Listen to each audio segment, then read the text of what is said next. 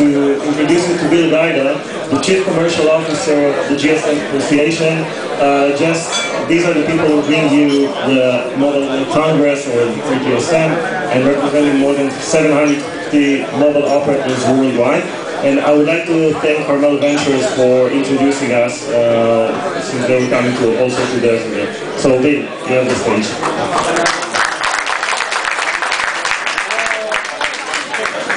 Thank you, Warren. Again, I want to thank Mobile Monday for inviting us here today. I can tell you I've been to several Mobile Monday chapters around the world and had an opportunity to visit them and speak, and this is the largest and most dynamic I've seen, and I think it speaks volumes of what's happening here in the mobile industry in Israel, and obviously that's why we're here.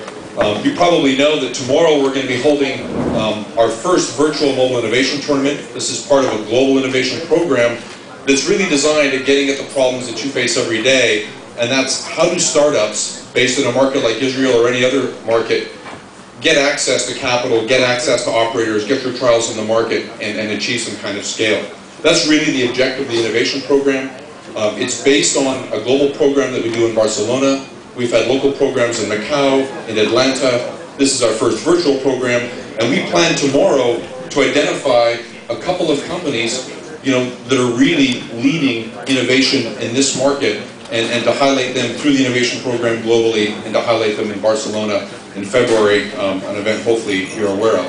So I know you didn't come here to talk to me, you came here to network and meet your colleagues in Israel, so I'm just going to cover very briefly kind of 2 or 3 topics.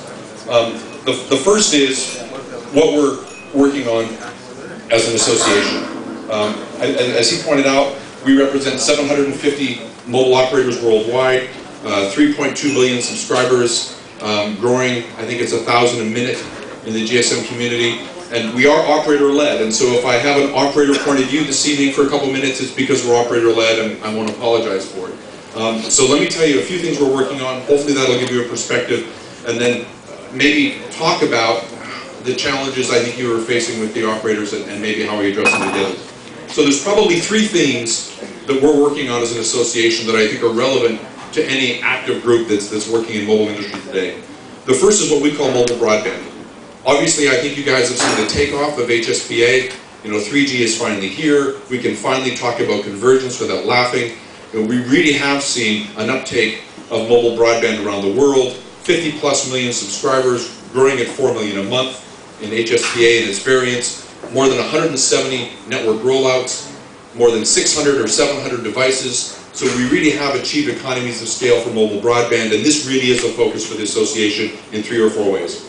One is to make sure that devices and services and applications that are focused on HSPA and eventually LTE continue to develop within the ecosystem, to encourage operators to announce early that they're moving from HSPA to LTE, which is the next evolution, to demonstrate to the world markets that there's a clear technology evolution. So whether you're a small company or a developer or an established company in this space, you know that there's a technology evolution that you can trust on, and that this very strong GSM ecosystem has a clear and bright future. So that's one focus that we have as an association, and we work with our members to promote that. The second is what we call the mobile internet, and that seems very broad, and it is, but let me give you a few examples of what we mean when we talk about the mobile internet. First is working with the operators to understand how the internet is going to impact the ecosystem and the responsibilities operators have within it.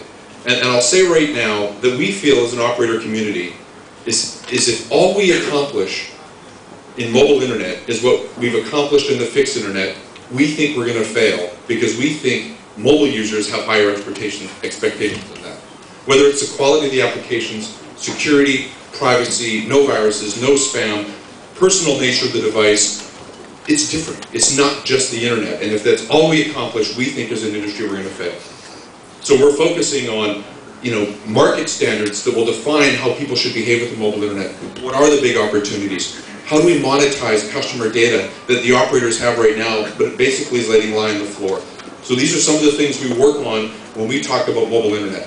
So today we're focusing on things like mobile money transfer or mobile finance, key verticals like mobile advertising, but it's all part of a broader plan to really understand how operators need to engage internet players, old and new, to create a mobile internet that is far more vibrant and engaging and profitable than the fixed internet. Right? Because let's be honest, if you're not advertising, you're still not making money on the internet. We think mobile has a unique opportunity to change the business model, and that's one of the things we're focusing on. So that's the second category. The third is connecting the unconnected. I talked about the fact that today we've got about 3.2, 3.3 billion subscribers, growing at 1,000 a day or a million a day or whatever the number is. But there's still, if you go beyond the developed markets, it's not just about communications, it's their computing device, it's the way they access commerce. It really transforms cultures and economies. And so we think that as an ecosystem that's been very successful over the past 20 years, we really now need to focus on how we bring this kind of magic of communications, to the next 2 or 3 billion people that have never made a phone call of any type, have never had a computing experience or multimedia experience, a video experience, a financial transaction, 4 billion people are unbanked. So we think that connecting the unconnected, not just to basic communication services, but to all the things that we take for granted and use other media for, we think that mobile can deliver. So that's another focus for the association. So again, I've just got a couple more minutes because there's a couple guys behind me and we want to drink beer tonight. The message I'll leave you with is, I know as much as anybody that operators are hard. Right? They're hard because they're big and sometimes they seem impenetrable. Right? They're hard because they're focused on their core business, which is still, voice and messaging, and the attraction of these new services isn't clear in terms of the business model or the money that operators are going to make. So I guess 2 messages I'll leave you with. First of all, keep on trying because operators will get it right. And when they do get it right, it's a really big ship that you can hang on to. It takes a long time to turn, but when it does, there's a lot of momentum. It's a huge ecosystem with attributes that you guys can access in developing your services and applications and your products. So keep a little faith in the operator community to get it right eventually. The other thing I'll leave with you, and it's kind of an example I learned when I was talking to Visa the last couple of weeks, and this is my last message.